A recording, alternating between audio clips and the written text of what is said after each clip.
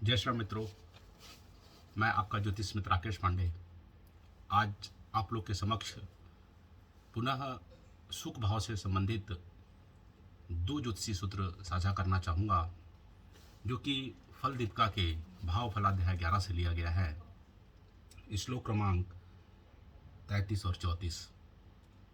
तो साथियों, हम लोग चर्चा कर रहे थे कि क्या जातक अपने जीवन में सुखी होगा।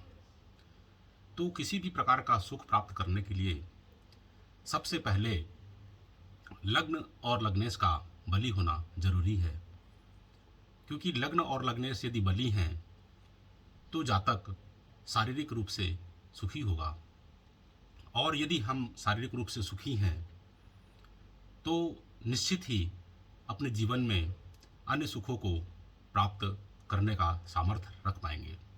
यदि शरीर से ही कमज़ोर हैं तो अन्य सुख कितने भी हों, उन सुखों को अच्छी तरह से भोग नहीं पाएंगे और शरीर के स्वास्थ्य के प्रॉब्लम के कारण जीवन में सुख का अभाव हो जाएगा। तो साथियों, जैसा हम और आप जानते हैं कि पहला भाव तन भाव कहलाता है। इसी भाव से हम अपने शरीर की आकृति प्रकृति और अपने बारे में, अपने स्वास्थ्य के बारे में समझ सकते हैं। तो साथियों, यदि लग्न भाव पर शुभ ग्रहों का प्रभाव हो, लग्नेश केंद्र त्रिकोण में अच्छी स्थिति पे हो, पाप ग्रहों से दृष्ट ना हो, शुभ ग्रहों से दृष्ट हो, और जो लग्न का कारक है, लग्न का कारक सूर्य को कहा गया है, सूर्य ही आरोग्यता के कारक हैं। तो यदि पत्रिका में सूर्य बली हों, अच्छे स्थान में हों, स्वराशि के हों, मित्र राशि के हों, उच्च राशि के हों, केंद्र त्रिकोण लाभ भाव में हों, तो जातक हमेशा अपने जीवन में आरोग्यता को प्राप्त करता है। और साथियों, लग्न लग्नेश और आरोग्यता के कारक सूर्य को देखने के साथ साथ हमें हमेशा मंगल की स्थिति को भी पत्रिका में जरूर देखना चाहिए, क्योंकि मंगल काल पुरुष में लग्नेश हैं। और यदि मंगल पत्रिका में अच्छे हैं, अच्छी स्थिति पे हैं, केंद्र त्रिकोण लाभ भाव में हैं, उच्च राशि के, मित्र राशि के हैं, स्वराशि के हैं, नवांश आदि पत्रिका में भी अच्छी स्थिति पे हैं, तो जातक का बहुत अच्छा स्थिति स्वास्थ्य की हो सकती है। साथियों, चूंकि हम पत्रिका को लग्न के साथ चंद्रमा से भी देखते हैं और चंद्रमा हमारा मन है, इसलिए चंद्रमा की स्थिति भी अच्छी होनी चाहिए। चंद्रमा केंद्र त्रिकोण लाभ भाव में हो, पक्षबली चंद्रमा हो, शुभ ग्रहों से दृष्ट हो, तो ऐसा जातक मन से बहुत स्वस्थ होता है।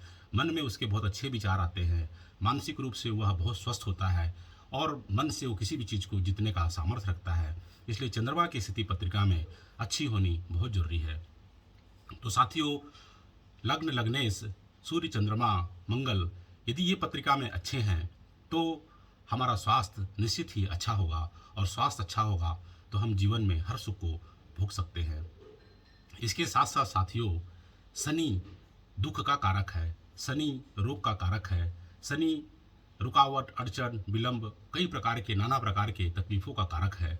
इसलिए इस पत्रिका में शनि जितनी अच्छी स्थिति पे हो, सुप्रभाव में हो, तो हमारे जीवन में दुखों की कमी हो जाती है। और यदि पत्रिका में शनि पीड़ित है तो हमारी आयु तो कम हो ही जाएगी, साथ में हम जब तक जिएंगे नाना प्रकार की समस्याओं से हम उलझते रहेंगे, बहुत सारी रोग व्याधि हमें पकड़ सकती है।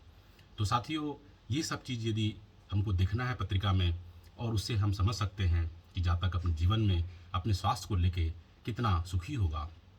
तो साथियों, मैं आपके सामने ये दो श्लोक पढ़ता हूँ, जो कि बहुत अच्छा हमें लग्न और लग्नेश की स्थिति के बारे में बताते हैं।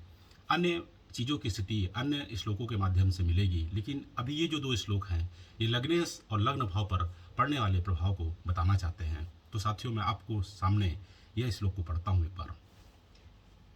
लग्ने सपापे लग्ने से बलहीनो पी रोगवान, लग्ने से दुर्बले कोपी निर्व्याधि है केंद्र कोणोगे।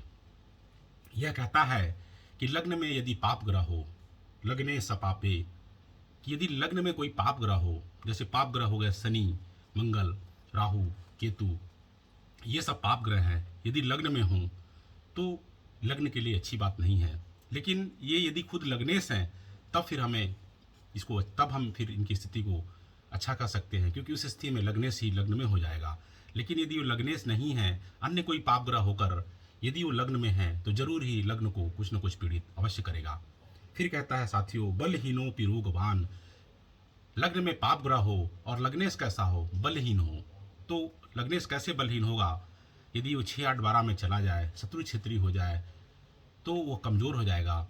और यदि उस पर अशुभ ग्रहों का भी प्रभाव हो जाए, अशुभ ग्रहों से दृष्ट हो जाए, अशुभ ग्रहों से युत हो जाए, तो लग्नेश पीड़ित हो जाता है। और यदि लग्नेश बलहीन है और पीड़ित है, तो जातक को स्वास्थ्य की समस्या अपने जीवन में जरूर झेलनी पड़ती है। लग्ने से दुर्बलों को भी निर्व्याधि केंद्र कोण हो। फिर कहता है कि यदि लग्नेश केंद्र त्रिकोण में हो और यदि थोड़ा कमजोर भी हो, तब फिर हम उतना स्वास्थ्य को लेके परेशान नहीं रहेंगे। लेकिन ऐसा जातक क्रोधी हो सकता है, उसके स्वभाव में चिड़चिड़ापन आ सकता है। तो साथियों, लग्नेश की स्थिति को देखना बहुत जरूरी है। फिर अगला श्लोक कहता है साथियों कि सक्रूरो देह पो देह सौख्यान तरिंद्र रद्रगह सारी से देह पे दुस्थे लग्नस्थे वाथ रोगवान, कि यदि लग्नेश 6, 8, 12 में चला जाए और किसके साथ चला जाए, सक्रूरो मतलब पाप ग्रहों के साथ, क्रूर ग्रहों के साथ चला जाए। कहाँ चला जाए? छठे भाव में, 8वें भाव में, 12वें भाव में। तो छठा भाव रोग ऋण शत्रु, आठवां भाव चोट चपेट दुर्घटना, और 12वां भाव अनावश्यक खर्च, ये सब चीज़ों को बताता है। और 12वां भाव हमारे शरीर का व्यय भी बताता है।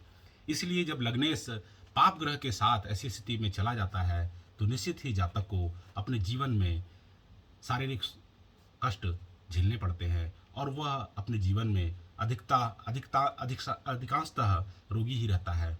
तो साथियों, लग्नेश और लग्न की स्थिति पत्रिका में देखना और समझना बहुत जरूरी है। तो साथियों, मिलते हैं अगले श्लोक में। अगले अन्य सुखों के बारे में हम चर्चा करेंगे।